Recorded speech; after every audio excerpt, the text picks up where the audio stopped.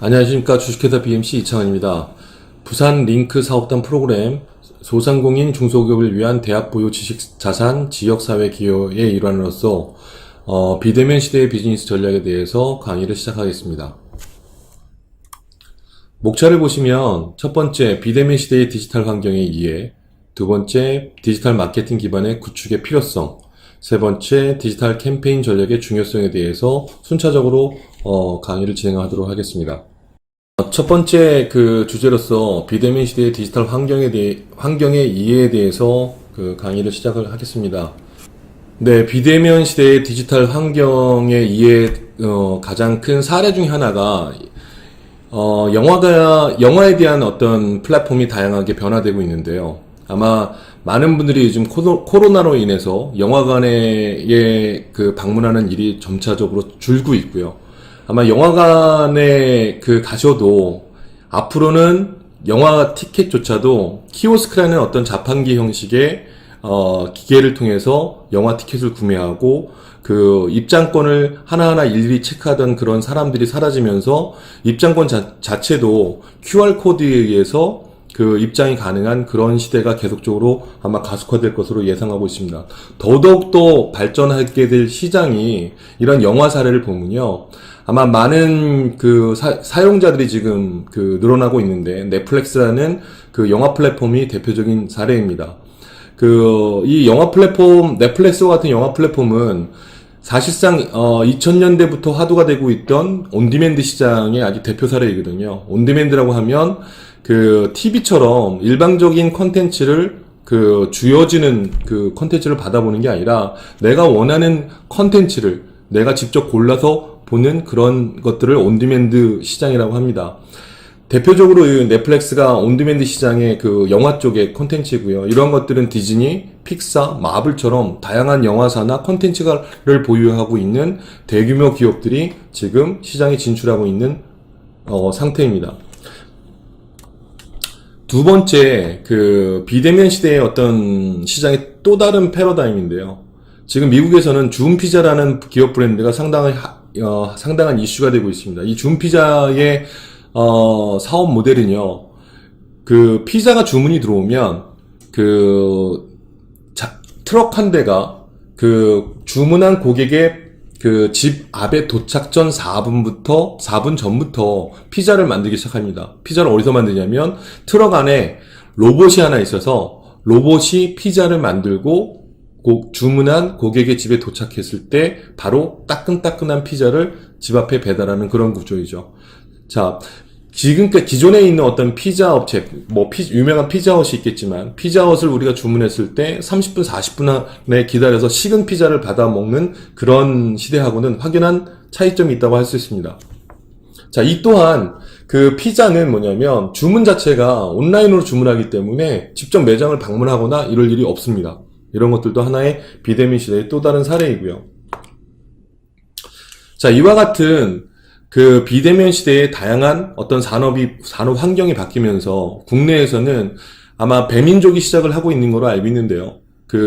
식당을 내가 방문하게 되면 테이블에 앉아서 음료는 모니터를 통해서 주문을 하게 되고요. 주문한 음료는 레일을 타고 해서 각자의 자리에 배달이 됩니다. 또한 주문한 음식은 이제 사람이 자리에 배달을 하는 게 아니라 로봇이 쟁반에 직접적으로 들고 주문한 자리에 테이블에 가게 되면 테이블에 앉아있는 사람들이 직접적으로 자기가 주문한 음식을 테이블에 올려놓고 먹는 그런 시대가 되겠죠. 그래서 이런 비대면 시대에 앞으로 성장 가능성이 높은 산업들이 제가 생각하기에는 키오스크, QR코드, 로봇 산업이 상당히 일상생활 속으로 빠르게 흡수되지 않을까라고 생각을 하고 있습니다. 자, 이러한 것과 마찬가지로 전체적인 산업에서도 비즈니스에 대한 표준이 여러 각도에서 바뀔 것으로 생각을 하고 있고요. 이런 것들이 디지털 전반적으로 영향을 끼칠 것으로 생각을 하고 있습니다. 자, 이런 디지털 환경에 있어서의 변화에 앞서서 먼저 우선적으로 저희가 공부를 해야 될 게 뭐냐면 마케팅에 대한 컨셉 이해부터 우선 달리해야 되는데요. 흔히 마케팅이라고 하면 대부분의 사람들이 마케팅은 광고 내지는 홍보의 역할로 인지를 하고 있습니다. 저 또한 과거에 그 기업체에서 영업 일을 하고 있을 때 대부분의 기업에서는 영업부가 어떤 마케팅의 역할을 거의 동시에 진행하는 경우가 많습니다. 왜냐하면 그 마케팅을 광고로만 인지를 하기 때문에 영업부에서 해외 전시회나 이런 것들을 참관할 때 카탈로그 준비부터 어떤 프로모션 상품에 이르기까지 이런 일련의 그 홍보를 위한 어떤 그 기획에 대한 것들을 영업부에서 많이 의존하게 되는데요. 마케팅의 개념은 그런 게 아닙니다. 마케팅은 기업이 어떤 상품이나 제품을 기획하고 생산하고 그 생산하기 위한 원부자재에 대한 구매, 품질, 판매 이후에 애프터 서비스와 플러스 고객에 대한 소비자의 어떤 피드백, 이런 전 과정에 거친 프로세스에 대해서 기획하고 평가하고 하는 것들을 마케팅이라고 합니다. 또 마케팅의 가장 또 핵심적인 그 내용 중에 하나가 뭐냐면 기업이 갖고 있는 제품이나 기술에 대한 브랜드 가치를 어떻게 소비자한테 전달할 거냐가 매우 중요하다는 거죠. 네, 마케팅에 대한 어떤 기본 컨셉을 다시 설명드린 이유 중에 하나가 시장에 대한 급격한 변화에 대한 설명을 하기 위해서인데요. 과거의 시장부터 지금 현재 시장까지 어떤 시장 변화를 보면 대부분 1970년대에서 80년대까지, 80년 후반대까지 광고 시장이 주류를 이루고 있었습니다. 이 광고 시장은 TV나 라디오, 뉴스페이퍼, 매거진을 통한 광고가 주류였는데요. 대부분이 대기업에서 대규모 자본을 가지고 있는 대기업에서 중심으로 이루어진 광고라고 할 수 있었습니다.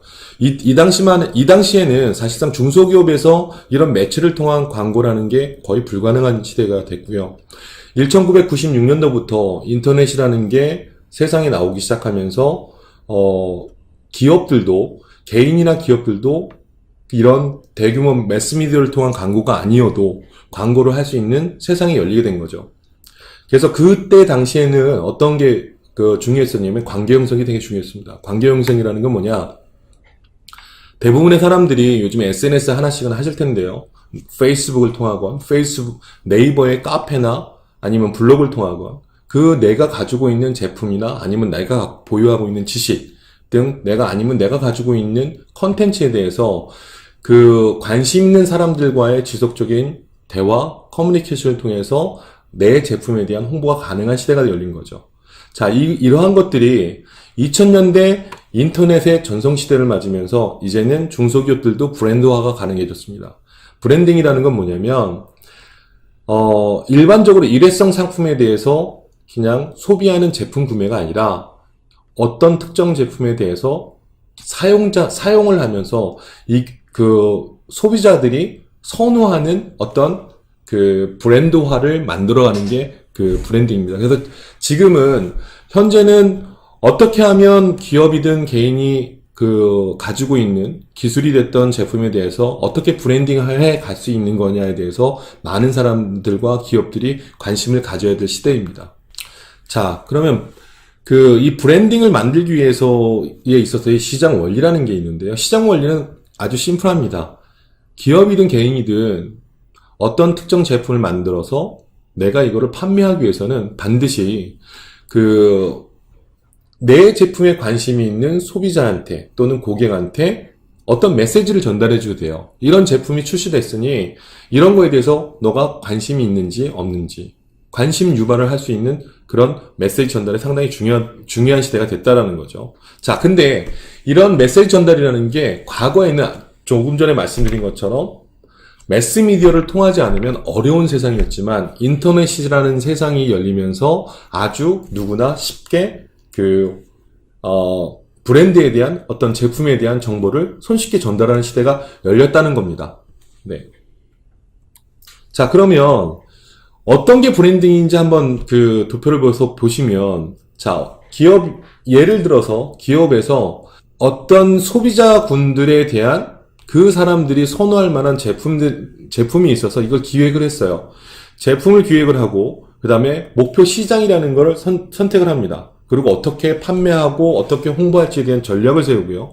그 전략 속에서 어떻게 마케팅을 하고 어떻게 광고를 하고 소비자가 이러한 것들을 인지할 수 있게끔 만드느냐의 전략인 거거든요. 근데 이러한 것들이 인터넷이라는 게 발달하면서 또 지금과 같이 비대면 시대에 사람들이 서로 만나지 못하는 환경에서 충분히 인터넷을 활용한 브랜드에 대한 것들을 지속적으로 발전시키고 브랜드에 대한 성장을 가능하게 할 수 있다는 겁니다. 다음 페이지 보시면요. 기업이 하나 만들어지면 이와 같은 이외의 관계자라는 것이 생깁니다. 기업의 소유주가 있고요. 또 이 기업의 같은 제품을 어떤 특정 제품을 만들거나 판매하기 위해서는 종업원들이 생깁니다. 그 종업원 외에 또 이 제품에 관심이 있는 아니면 지역사회에 대한 사회 구성원들이 있을 테고요. 또 때때로는 필요한 내가 자금을 확보하기 위한 금융학과의 어떤 대출 거래, 또 이 제품을 만들기 위해서 원무자재를 공급하고 있는 공급업자가 있고요. 또 정부는 어떤 역할을 해주냐면 어떤 R&D에 대한 지원 사업이라든가 이 기업이 성장하기 위한 다양한 지원 사업들이 이루어지고 있습니다. 이런 이해관계자들이 있는데요. 대부분의 기업들이 기존의 이러한 이해관계자들, 소비자와 커뮤니티를 제외한 나머지 이해관계자들하고의 어떤 역할과 관계에서는 이미 충분하게 연습하고 습득되어 있는 상황이지만 인터넷이 활성화가 되고 나서 기업들이 가장 어려워하고 힘들어하는 부분이 뭐냐면 소비자하고 어떻게 지속적인 관계 형성을 할 것인지, 그 다음에 이 소비자하고의 대화 창구를 어떻게 이끌어 나가야지는 거에 대해서 상당히 어려워합니다. 근데 기업이 비즈니스를 영속하기 위해서는요, 가장 중요한 게 소비자고요, 고객이고 또 고객의 의견입니다. 이런 것들이 수렴이 돼야 제품에 대한 어떤 R&D의 개선책을 활용을 할 수도 있고요. 이런 무형의 데이터들이 더욱더 중요한데 대부분의 기업들은 이런 무형의 정보에 대해서 약간은 소극적인 상태가 아직 일반적인 거거든요.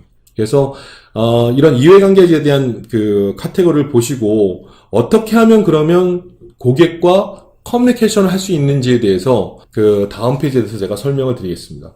자, 다음 페이지를 보시면 보통 일반적으로 커스터머 전이라고 정의를 내리고 있습니다. 이걸 고객 여정이라고 하는데요. 한국말로 표현하면 이 고객 여정이라는 의미가 뭐냐면, 자, 맨 상단에 보시면 빨간색부터 오렌지색, 그린색, 파란색, 보라색으로 형성되어 있는 차트를 보시면요. 첫 번째가 인지 단계입니다. 기업이 특정 제품을 판매하기 위해서 생산하고 있을 때 이 제품을 소비자가 어떻게 인지할 수 있냐라가 중요한 거거든요. 왜? 이 제품이 지금 어느 기업에서 판매하고 있는조차도 모른다면 이 제품이 판매될 확률은 거의 제로에 가깝겠죠. 자, 그래서 소비자가 특정 제품이 출시됐을 때 인지할 수 있는 인지 단계. 그 다음에 이 제품에 대해서 인지하고 나서는 이 제품을 내가 구매할 건지 말 건지에 대한 고려 단계. 자, 이 고려 단계에서 내가 구매하고자 하고 확정을 줬으면 구매 단계로 이루어집니다. 그 다음이 뭐냐면 서비스 단계입니다. 제품을 구매한 사람들한테 어떠한 서비스를 어떻게 줄 건지에 대한 전략이 필요하다는 거죠. 자, 보통은 삼성이 이 서비스에 대해서 상당한 노력을 한 시기가 있었는데요. 삼성 아마 여러분들은 잘 아실지 모르겠지만 가전제품 하면 과거에는 전 세계적으로 소니가 1등 기업이었습니다. 근데 어느 날 갑자기 삼성전자가 1위로 올라섰죠. 이제는 가전제품 하면 삼성이 글로벌 넘버원 기업입니다. 그 이유는 하나입니다. 삼성이 어느 날 고객센터에 대한 지원을 대폭적으로 넓혀갑니다. 그래서 항상 제품을 판매하고 나서도 아마 많은 여러분들이 경험을 하셨을 거예요. 삼성에서 전화가 옵니다. 제품 전달은 잘 받으셨는지, 설치기사가 나가서 친절하게 제품에 대한 안내와 설명을 다 하셨는지, 혹시 불편한 게 있으시면 언제든지 저희한테 연락 주십시오라는 항상 이 친절한 안내 멘트를 경험해 보신 적이 있을 거예요. 이게 삼성전자가 현재 글로벌 넘버원 기업으로 만든 이유 중에 하나입니다. 그래서 제품을 판매에만 그치는 게 아니라 판매 이후에 소비자가 갖고 있는 그런 소비자 만족도에 대한 불평을 포함해서 얼마만큼 만족을 하고 있는지, 얼마만큼 문제점이 있고 불만이 있는지에 대해서 지속적인 소비자 평가에 대한 의견을 수렴하는 단계가 매우 중요합니다. 자, 그 다음에 이러한 고객 서비스에 대한 것까지도 충분히 만족이 됐을 때 일어나는 단계가 바로 충성 고객들의 확장 단계입니다. 이 얘기는 무슨 얘기냐면, 이런 애프터 서비스에 대해서 100% 만족하는 소비들이 지인들이 물어봅니다. 어느 날. 야, 나 이번에 테레비를 하나 사려고 하는데 어디 제품이 좋은 거 같니? 100% 얘기하겠죠. 야, 삼성 너무 좋더라. 즉, 이 충성 고객에 대한 확장 단계까지 성공을 하게 되면 이 기업은 성공을 할 수 있는 확률이 매우 높아지는 겁니다. 이런 것들이 일련의 고객들이 제품에 대해서 인지를 하고 내가 관심을 갖고 구매해서 내가 충성 고객이 될 수 있는 일련의 과정을 우리는 커스터머 전이라고 합니다. 자, 이거를 디지털 시대에서는요, 하나를 더 붙여서 디지털 커스터머 전이라고 합니다. 디지털 세상에서의 고객에 대한 여정은 어떻게 바뀌냐라는 거죠. 고객 여정에 있는 인지 단계부터 충성 고객 확장 단계까지 각 단계별 활동 항목이 어떤 건지에 대해서 설명을 드리겠습니다.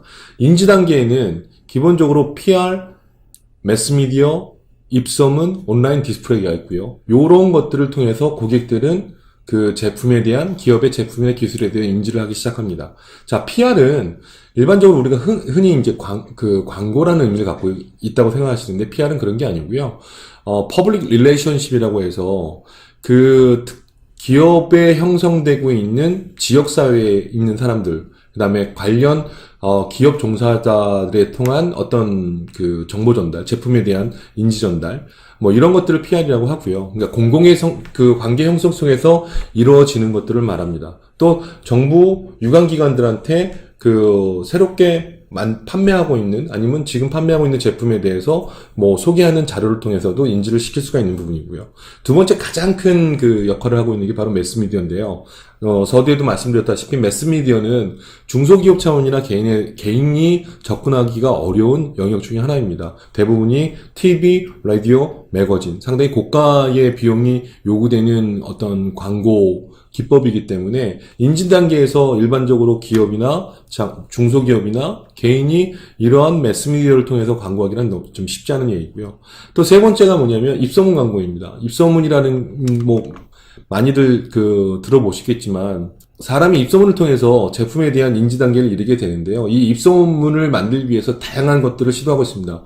일례로 유튜브를 통해서 어떤 컨텐츠를 만들어서도 활용이 가능하고요. 이러한 컨텐츠를 보고 때로는 거기 콘텐츠 속에는 여러분들이 아마 유튜브 속에 중간중간에 나오는 광고를 보시게 될 겁니다. 그런 것들도 보고 실질적으로 어떤 소비자가 써봤을 때 너무 좋더라 라고 하는 입소문을 통해서 인지하는 단계가 있을 수 있고요. 그 다음에 온라인 디스플레이라고 한다면 온라인 네이버 스토어가 될 수도 있고 다양한 어떤 판매 쇼핑몰이 되겠죠. 이런 것들을 통해서도 내가 제품 전시회나 이런 것들을 통해서 내가 인지를 시킬 수가 있는 거고요.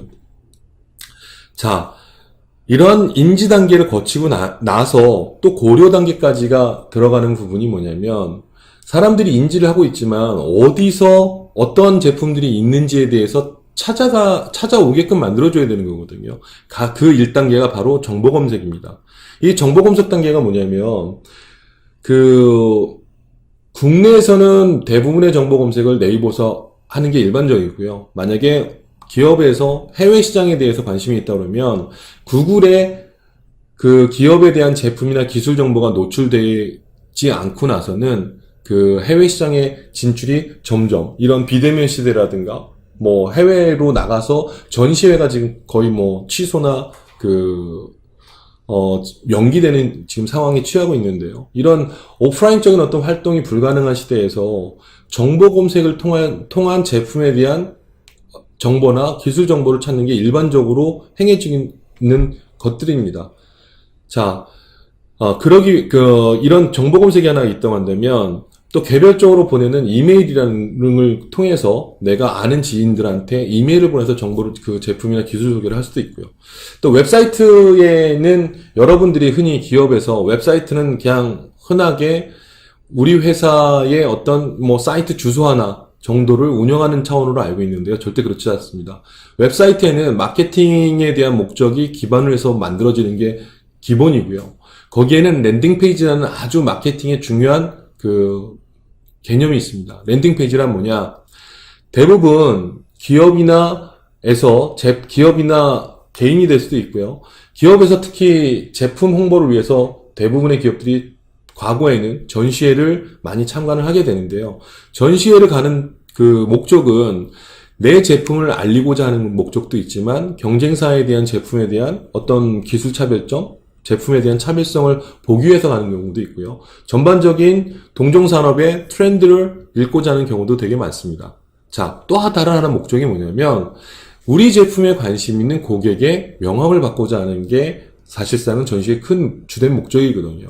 근데 이러한 것들이 온라인 시대, 디지털 세상이 되면서 웹사이트를 통해서 충분하게 우리 회사에 관심 있는, 우리 회사 제품에 관심이 있는 고객의 정보를 손쉽게 얻을 수 있다는 거죠. 이 랜딩 페이지라는 게 그런 목적입니다. 그냥 간단하게 설명드리면 여러분이 페이스북을 통해서 페이스북도 다양한 마케팅 기법들이 있는데요. 페이스북에 우리 회사 제품이나 기술 정보를 올려놨어요. 그리고 만약에 내가 50% 오픈 이벤트에 대한 행사를 진행한다고 생각해 보십시오. 어떤 사람이 이 제품에 관심이 있고 평상시에도 구매하고자 하는 구매력을 갖고 있던 사람이 50%에 대한 할인 행사를 보고 클릭을 합니다. 그러면 그 회사의 웹사이트로 들어오겠죠. 근데 이 50% 할인을 받으려면 쿠폰이라는 거를 받아야 돼요. 근데 이 쿠폰을 그냥 제공하는 게 아니라 이 쿠폰을 다운로드 받는 사람의 이름과 최소한의 이메일 정보를 취득할 수 있는 그런 프로세스를 만들 수가 있습니다. 자, 이러한 랜딩 페이지, 저희가 전문 용어로는 Call to Action and 랜딩 페이지라고 하는데요. 이런 랜딩 페이지 기법을 통해서 많은 그 쇼핑몰이나 많은 기업들이 잠재 고객의 정보들을 취합하고 이 취합된 잠재 고객을 정보를 활용해서 지속적인 마케팅을 하게 되는 거거든요. 자, 다음으로 보시면 소셜미디어입니다. 대부분의 기업들이 소셜미디어를 하기를 되게 어려워하시는데요. 소셜미디어 중에 기업에서 반드시 해야 되는 것 중에 하나가 링키드인입니다. 링키드인이 뭐냐? 전 세계에 사실 링키드인의 시작은 구인구직 사이트로 시작을 한 거거든요. 그래서 우리나라에 흔히 보시는 잡코리아라는 비슷한 구인구직으로 시작해서 지금은 뭐냐면 비즈니스하는 영업이든가 엔지니어들인가 이런 다양한 사람들이 서로 간에 인맥을 형성하는 사이트로 되게 유용합니다. 근데 링키드인에서 정말 많은 비즈니스가 일어나고 있거든요. 비즈니스를 하는 기업의 입장에서는 링크드인에 대한 활용은 절대적이라고 보고 있는데 국내의 많은 기업들이 링크드인에 대한 어떤 성격이나 이런 것들에 대해서 파악이 안 되고 있는 게 사실이고요. 자, 이런 소셜미디어를 통한 어떤 홍보 활동이 상당히 중요하고요.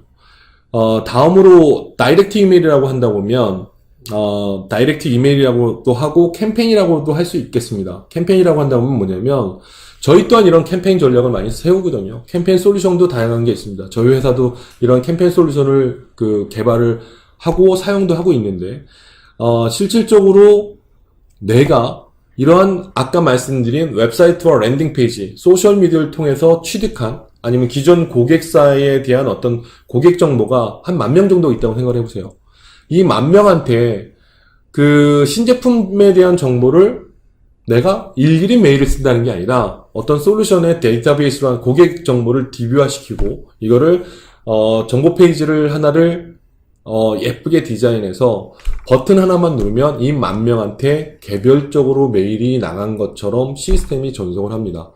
자, 이 시스템이 단순하게 메일을 전송하는 역할에서 끝나는 게 아니고요. 어떤 사람이 이 메일을 수신했는지, 어떤 사람이 안에 있는 내용 중에 어떤 정보를 클릭했는지까지도 추적이 가능한 그런 솔루션입니다. 또한, 이 디지털과 인터넷 세상이 활성화되면서 가장 또 중시되는 게 개인정보 보호 정책이거든요.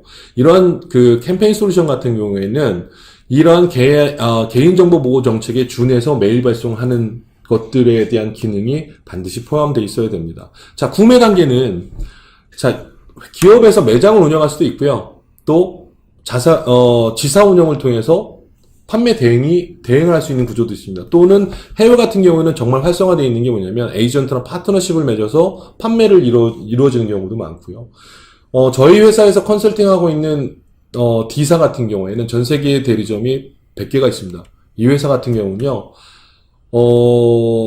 기업의 성장이 점진적으로 꾸준하게 지속돼서 성장을 하고 있고요. 매출에 대한 급감이나 급증도 없습니다. 전 세계의 이 대리점을 100여 개 운영하고 있다라는 것은 상당한 기업의 어떤 영업적인 파워를 강화시킬 때 가장 중요한 역할을 할 수 있습니다. 세 번째, 모바일 앱 사이트라고 한다 보면, 이 부분은 뭐냐면, 자, 인터넷의 세상은 어떤 세상이냐? 내가 매장을 방문 안 하고도 제품을 쉽게 구매를 할 수 있어야 돼요. 대부분의 사람들이 이제는 많은 시간을 모바일을 통해서 인터넷을 이용하고 쇼핑하는 시대가 열렸습니다. 대부분의 사람들이 모바일에서 바로 결제를 해서 물건을 구매할 수 있다라는 거거든요. 그 얘기는 뭐냐면, 소비자 입장에서는 그 복잡하게 내가 매장을 찾아가기보다는 앞으로는 이런 비대면 시대, 더더욱이나 이런 디지털 시대에서는 손쉽게 내가 빠르게 제품을 구매할 수 있는 이런 유통 채널에 대한 변화도 상당히 중요한 역할을 하고 있습니다. 웹사이트 마찬가지고요. 웹사이트 자체 서비스, 보통 웹 셀프 서비스라고 하는데 이러한 부분도 마찬가지입니다. 웹사이트를 통해서 제품을 판매하기도 하고 고객에 대한 어떤 의견 수렴도 하고 이런 것들을 자체 사이트에서 운영을 해야 된다는 거죠. 또 하나 커뮤니티에 대한 부분도 마찬가지입니다. 이 웹사이트를 통해서 커뮤니티를 이용할 수도 있고요. 자체 블로그를 운영할 수도 있고요. 채팅 부분 마찬가지입니다. 단순하게 텍스트에 대한 채팅뿐만 아니라 이제는 해외 시장을 공략한다면 앞으로는 화상 채팅이 활성화되는 그런 시장이 열릴 것입니다. 자, 소셜루션 마찬가지, 콜센터 마찬가지입니다. 제가 지금 잠깐 넘어섰는데요. 구매 단계까지가 바로 녹색 부분인 웹사이트에서 구매하는 그런 유통에 대한 부분을 말씀드렸다면, 서비스 단계가 바로, 파란색 서비스 단계는 웹사이트를 통한 자체 서비스입니다. 요 부분은 무슨 얘기냐면, 웹사이트를 통해서 제품을 판매만 하는 게 아니라 어떤 고객에 대한 불만, 고객에 대한 어떤 소비자에 대한 어떤 고객 문의, 이런 것들을 자체 서비스적으로 취합할 수 있는 기능을 가져야 되고요. 또, 다양한 커뮤니티 채널을 활용해서, 고객들이 손쉽게 의견 반영을 할 수 있는 그런 채널 운영도 필요하고요. 때로는 또 채팅, 향후는, 단순한 텍스트에 대한 어떤 채팅이 아니라, 이제는 앞으로 그냥 소비자하고 직접적으로 대면할 수 있는 화상 채팅에 의한 어떤 서비스를 지원을 할 수 있는 부분이고요. 소셜 운영 마찬가지입니다. 소셜 운영을 통해서 제품에 대한 어떤 소비자 불만족이 있어서 제품이 불만족스러운 부분에 대한 개선된 안을 빠르게 소셜 채널을 통해서 안내를 할 필요도 있고요. 더더욱이나 콜센터 같은 운영도 상당히 중요합니다. 근데 중소기업에서 콜센터 사실 운영하기가 어렵거든요. 근데 CRM이라는 솔루션을 통해서 손쉽게 소비자에 대한 어떤 서비스를 강화할 수 있는데, 이 CRM은 뭐냐면, 커스터머 릴레이션십 매니저먼트입니다. 어떤 다양한 고객들 중에 고객에 대한 특성 분류를 할 수도 있고요. 그 다음에 고객의 어떤 기술 지원이라든가, 어떤 문의사항에 대해서 답변 나간 것들에 대한 처리 프로세스를 아주 심플하게 해서 빠른 대응을 처리할 수도 있고요. 이런 것들을 통해서 고객의 서비스에 대한 만족도를 매우 높일 수 있는 단계가 됩니다. 자, 이와 같이 다양한 온라인을 통해서 제품을 판매한 이후에 서비스에 대한 만족도까지 높였을 때, 이 충성 고객 확장 단계가 뭐냐면 바로 이 고객들이 자기가 운영하는 어떤 블로그가 됐든 자기가 운영하고 있는 웹사이트를 통해서 어떤 홍보를 대행한다거나 뉴스레터를 주변에 발행한다거나 하는 것들을 가능하다는 거죠. 또 이런 충성 고객에 대해서는 특별한 할인 혜택을 준다거나 하는 로얄티 프로그램을 우리가 구성할 수도 있고요. 더더욱이나 또 이러한 충성 고객을 통해서 내가 시장 조사를 통해서 실질적으로 이런 고객들이 얼마만큼 우리 회사의 제품에 만족을 하고 있는지, 또 불편한 건 뭐가 있는지를 주기적으로 체크할 수 있는 일련의 과정들을 할 수 있다는 겁니다. 자, 지금까지 고객이 특정 제품을 인지해서 고려해서 구매하고 서비스를 받고 충성 고객에 이르기까지 개별적으로 어떤 액티비티들이, 어떤 활동사항들이 필요한지에 대해서 설명드렸고요. 이런 것들이 많은 기업이 반드시 해야 하는 비즈니스에 대한 개별 항목입니다. 근데 이미 그 디지털화가 많은 부분이 사회적으로 급속화되어 있고 이미 온라인이 활성화되어 있는 상황에서 이러한 커스터머 저니, 고객 여정에 있어서 다양한 이런 액티비티들이 있는데 이 중에 그 대표적으로 그럼 디지털 마케팅 기반의 웹 구축이 왜 필요한지에 대해서 설명을 넘어가도록 하겠습니다. 자, 디지털 마케팅 기반 구축에 대한 필요성은 다음 페이지를 보시면요. 자, 미래의 잠재 고객은 누구일까요? 현재 기존의 기성세대들이 미래의 잠재 고객이 아닙니다. 미래의 잠재 고객은요, 1998년부터 2000년대에 태어난 세대를 우리는 흔히 밀레니엄 세대라고 하고요. 이 친구들이 향후 몇 년 내에 그 각 기업의 구매 담당자로 자리할 확률이 매우 높습니다. 자, 여러분 한번 생각을 해보십시오. 이 밀레니엄 세대들은요, 본인들이 원하고 원치 않고 그 디지털 디바이스를 통해서 정보 검색이나 이 온라인, 디지털에 아주 그 빠르게 흡수된 연령층들입니다. 기존에 과거에 구매 담당을 하는 사람들은 학연 지원을 통해서 내가 필요로 하는 제품이나 기술 서비스를 주변 인맥을 통해서 정보를 얻었다고 하면요. 이런 밀레니엄 세대들은 가장 우선 온라인을 통해서 정보 검색을 하고요. 그 다음에 가까운 지인들과의 단톡 또는 SNS를 통해서 내가 이러한 제품들을 원하는데 혹시 주변에 알고 있으면 추천 좀 해줘 라고 하는 일련의 행위를 갖는 세대들이 밀레니엄 세대들입니다. 다음 페이지를 보시면요. 제목이 구글은 어떤 기업인가 인데 구글의 핵심 가치를 여러분 한번 생각을 해보십시오. 여러분 아직도 구글닷컴이라는 사이트를 들어가게 되면 검색 키워드를 입력할 수 있는 입력창 하나가 보여집니다. 그리고 내가 원하는 정보를 검색하기 위해서 검색 키워드를 입력해서 정보 검색을 하죠. 이 차트는 뭐냐면 현재 올해 2020년입니다. 1년 동안 한 해 1년 동안 발생하는 정보의 양이 44제타바이트인데요. 이 44제타바이트를 그 수치적으로 그냥 대략적으로 표현한다면 126MB 핸드폰의 저장 공간이 지구와 달을 13번을 왕복하는 그런 저장 공간의 정보의 양입니다. 동일합니다. 자, 한번 생각을 해보세요. 구글에 접속을 해서 내가 어떤 정보를 검색을 하는데 이 많은 정보 중에 가장 가치가 있다라고 판단되는 정보를 정보 검색자한테 제공하고자 하는 게 구글의 기본 가치 전략입니다. 자, 우리가 흔히 네이버에서 정보 검색을 하면 어떻죠? 대부분이 가장 우선 나오는 게 그 스폰서 링크와 파워 링크가 나옵니다. 이 유료 광고는 스폰서 링크와 파워 링크는 유료 광고인데요. 대부분 입찰 형식으로 일어납니다. 내가 입찰금을 얼마만큼 높게 책정했냐에 따라서 검색 순위를 상위에 올리는 그런 기능입니다. 하지만 구글은 판단하는 구글 검색 정책을 명확하게 세워놓고 있습니다. 구글이 원하는 어떤 기준에 의해서 너가 정보 검색을 어떻게 웹사이트에 꾸미면 내가 너의 정보를 가장 가치 있게 판단을 해서 검색하는 결과에 첫 페이지에 내가 노출해 줄게 라는 게 이 가치 전략이거든요. 그래서 현재 이러한 그 많은 정보에서 가장 가치 있는 정보를 찾게 해주는 기술조차가 상당히 높은 기술 중에 하나입니다. 자, 다음 페이지를 보시면요. 자, 오른쪽 차트를 보시면 해외 바이오 정보 수집에 대한 루트입니다. 이미 해외 바이오는요, 구매 행동 패턴에 대한 변화가 일어나기 시작했습니다.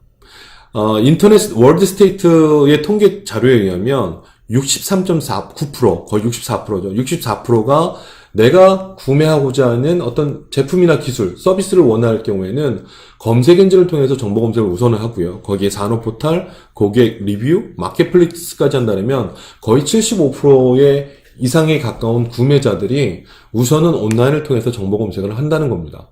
자, 반면에 왼쪽 차트를 보시면 한국 중소기업들의 해외 시장 개척 루트를 보면 첫 번째가 해외 전시회고요. 자, 두 번째가 인적 네트워크 활용이고요. 마지막 다섯 번째가 무역사절단. 대부분의 거의 70%에 가까운 기업들이 아직도 아웃바운딩이라고 하거든요. 이런 오프라인 활동을 위해서 해외 바이어들을 찾고 있다라는 거죠. 실질적으로 구매자들에 대한 구매 의사결정을 갖고 있는 연령층들은 점점 낮아지고 있습니다. 밀레니엄 세대들이 돼가고 있고요. 이 사람들은 이와 같이 온라인을 통해서 제품이나 기술 서비스를 검색하는 이런 구매 행동에 대한 변화가 일어나고 있다는 거죠. 상당히 큰 의미를 갖고 있습니다. 다음 페이지를 보시면요. 자, 현재 구글의 검색 시장 점유율은 70%, 제가 보기엔 지금 75%도 넘어가는 걸로 알고 있습니다. 자, 저희가 테스트한 결과인데요. 동아엔텍이라는 회사를 저희가 3년 전에, 구글의 검색 정책인 판다 정책에 준해서 웹사이트를 꾸민 거고요. 지금 거의 한 3년 가까이 지난 검색 결과, 퓨얼 가스 서플라이 시스템이라는 거를 검색을 하게 되면 총 검색 건수가 3억 1,100만 건 중에 첫 번째로 노출되고 있습니다. 지금 이건 1919년도 검색 결과이고요. 현재는 최근 제가 검색한 결과 첫 번째 페이지의 두 번째 줄에 노출되고 있습니다. 이런 식으로 구글에서 원하는 웹사이트의 검색 정책을 준해서 웹사이트를 만들게 된다면 이러한 결과들은 누구든지 얻을 수 있습니다. 그러니까 제가 설명드리는 거는 단순하게 기업에서 내가 회사를 만들면 명함을 만드는 게 첫 번째 순서이고요. 두 번째로 누구든지 그냥 웹사이트 하나 만드는 단순한 원리가 아니라 웹사이트는 반드시 이런 마케팅 기반한 웹사이트를 만들으셔야 된다는 거죠. 자, 다음 페이지를 보시면요. 자, 디지털 마케팅 기반의 웹사이트 구축을 한 후에, 지금 제가 만든 디지털 마케팅 로드맵인데요. 자, 가치 제한 컨텐츠에 대한 활동부터 SNL 활동, 그 다음에 SNS 그룹 활동, 잠재 고객에 대한 정보 수집, 그 다음에 마케팅에 대한 콜라보레이션 마케팅, 백링크, 디지털 캠페인, 아까 말씀드린 CTA 랜딩 페이지, 그 다음에 키워드 분석, 심지어는 구글 애드워즈를 통한 유료 광고, 그 다음에 구글 모니터링, 그 다음에 다양한 마케팅 플랫폼에 대한 연동, 이런 것들을 이런 과정을 거치게 되면 반드시 웹사이트를 통해서 수요가 창출되다는 걸 저희는 여러 기업을 통해서 경험을 하게 되었습니다. 다음 페이지 한번 더 보시면요. 자, 요거는 구글 분석이라고 하는, 구글 어널리틱스라고 하는 툴입니다. 이거는 저희가 만드는 게 아니고요. 구글에서 웹사이트 하나를 등록하게 되면 다양한 분석 정보를 이와 같이 보여줍니다. 자, 가운데 정말 구글은 정말 많은 정보를 보여주고 있는데요. 핵심적인 그냥 세 가지만 간단하게 설명드리겠습니다. 첫 번째가 뭐냐면 바운스 레이트입니다. 바운스 레이트이 뭐냐? 이탈률인데요. 이 얘기는 뭐냐면 어떤 특정 사이트를 내가 방문했을 때 다른 페이지에 이동 없이 바로 X자를 눌렀을 경우입니다. 그게 지금 5.25%라고 한다는 건 뭐냐면 100명 중에 5명만이 X자를 눌렀다는 얘기입니다. 자, 이건 상당히 높은 거고요. 일반적으로 구글에서 나오는 통계치에 의하면 이 이탈률은 거의 한 30%가 표준이라고 합니다. 이 회사는 5.26%라고 한다는 얘기는 정말 사이트가 잘 만들어져 있고 또한 볼만한 가치 있는 콘텐츠가 많다라는 걸 반증하는 얘기입니다. 자, 두 번째. 세션당 페이지라는 게 있는데요. 이 부분 뭐냐면, 지금 세션은 한번 웹사이트에 접속했을 때 몇 페이지를 보냐는데요. 지금 세션당 10.27페이지를 보고 나오고 있습니다. 특정 기업에 들어와서 10페이지를 넘게 보고 간다는 건요. 상당히 사이트를 방문하는 사람들이 관심이 매우 많다라는 거를 또 한번 여기서 결과치로 볼 수 있고요. 또 하나, 평균, 머무르는 시간인데, 이게 지금 현재 보시면 3분 23초입니다. 일반 기업 웹사이트에서요, 사람들이 3분 이상 그 사이트에 머무르는 건 쉬운 일 아닙니다. 이와 같이 그 구글이 말하는 판다 정책에 준하고 또한 컨텐츠를 가치 있게 구성한 웹사이트들은요, 이와 같이 이탈률은 낮고 방문자당 페이지는 높고 그 다음에 평균 머무르는 시간이 상당히 높은 것으로 나타나고 있습니다. 자, 다음으로는 디지털 캠페인 전략의 필요성에 대해서 끝으로 설명드리고 마치도록 하겠습니다. 자, 맥켄지 컨설팅 조사에 의하면요, 이메일 캠페인은 디지털 시대의 가장 효율적인 홍보수단이라고 얘기하고 있습니다. 자, 여러분들이 생각하시기에, 야, 이메일이 과연 이게 홍보수단이 될까? 라고 생각하실 거예요. 왜? 많은 사람들이 너무나 이제 정보가 홍수처럼 쏟아지다 보니까 매일 하루와 같이, 광고 문자에, 광고 이메일에 치여삽니다. 많은 스팸 메일을 받고 있는데요. 이 스팸 메일로 빠지는 이유는 하나입니다. 대부분 여러분들이 이런 광고성 문자의 경우는요, 보험, 대출에 대한 아마 문자가 대부분일 거고요. 메일을 통해서 들어오는 홍보성 메일들은 대부분 그냥 간단한 제품 소개, 우리 이런 제품 팔아, 관심 가져줘라는 게 대부분입니다. 여러분이 한번 거꾸로 생각을 해보십시오. 단순한 이런 정보 전달이 아니라 내가 타겟으로 하는 그 잠재 고객이 이러한 기술 정보나 이러한 어떤 특별한 가치 정보를 필요로 할 거라는 가치 정보를 전달했을 때는요, 그 사람은 관심을 갖고 그 메일을 반드시 열게 되어 있습니다. 자, 이렇게 지금 이메일 캠페인이라는 건 어떻게 가치에 대한 포장을 해서 정보를 전달하느냐에 따라서 상당한 큰 효율을 높일 수도 있고요. 그냥 단순하게 스팸성 메일로 빠질 수도 있습니다. 하지만 아직까지도 맥켄지에서 얘기하는 건 뭐냐면 가장 디지털 시대의 가장 효율적인 마케팅 수단이라고 얘기하는 거죠. 자, 그런 것들이 어떤 것들이냐면 다음 페이지 보시면요. 디지털 캠페인에 대해서 이메일에 대한 정보를 어떤 식으로 활용하는지에 대한 사례를 하나 말씀드리겠는데요. 자, 보시면 저희 회사는 한국조선기자재 업체 리스트 1239개 기업에 대한 정보를 갖고 있습니다. 만약에 저희가 단순하게 그냥 웹사이트를 만드는 그런 회사라고 홍보를 하는 게 아니라 제가 이 기업들을 대상으로 해서 특정 제품에 대해서 잠재 고객 정보를 수집한다거나 아니면 특정 제품에 대한 전 세계 시장 가격을 조사하는 방법론에 대한 것들을 알려주겠다고 하고 메일을 보냈을 때는 어떤 효과가 있을까요? 이 사람들은 비즈니스를 하는 분들이기 때문에 반드시 이 정보는 상당히 고급 정보가 될 겁니다. 자, 그럼 메일을 읽을까요? 안 읽을까요? 예, 이러한 캠페인들은 내가 타겟으로 하는 잠재 고객들이 필요한 정보일까 아닐까에 대한 기준이 가장 중요합니다. 그 사람들이 가장 가치 있을 만한 정보를 전달했을 때 이러한 이메일 캠페인은 가장 효율적으로 작용할 수가 있다는 겁니다. 그래서 단순하게 캠페인 활동이 중요한 게 아니라 이 캠페인을 어떻게 기획하고 어떠한 결과값을 도출해낼 수 있냐라는 것들을 기획하는 게 되게 중요하다는 거죠. 자, 다음 페이지를 보시면요. 이 다음 페이지에 대한 설명은 바로 이런 디지털 캠페인에 대한 핵심 전략입니다. 전 세계에는 많은 50억 인구가 넘는 사람들 중에 우리 회사의 제품이나 기술에 관심이 있는 잠재 고객이 누가 있을지는 아무도 모릅니다. 자, 그럼 이런 사람들 중에 우리 제품에 있는 관심이 있는 사람들을 어떻게 유입할 거냐는 거죠. 아까 커스터머 저니, 고객 여정에서 인지 단계와 고려 단계에 있어서의 활동 중에 가장 핵심적이라고 할 수도 있는데요. 이러한 디지털 캠페인을 통해서 SNS를 통하건 웹사이트의 랜딩 페이지를 통하건 취득된 잠재 고객의 정보를 대상으로 해서 가치 있는 컨텐츠를 만들고 이메일 캠페인을 통해서 정보 전달을 했을 때 이 사람들은 그때부터 인지하기 시작합니다. 도표에 보시면 오른쪽에 맨 상단이 awareness라고 되어 있고요. 이게 보통 인지 단계입니다. 전문 용어로는 top of funnel이라고 하고요. 최상단의 어떤 유입 채널이라고 할 수 있습니다. 자, 그 다음이 interest 관심 단계입니다.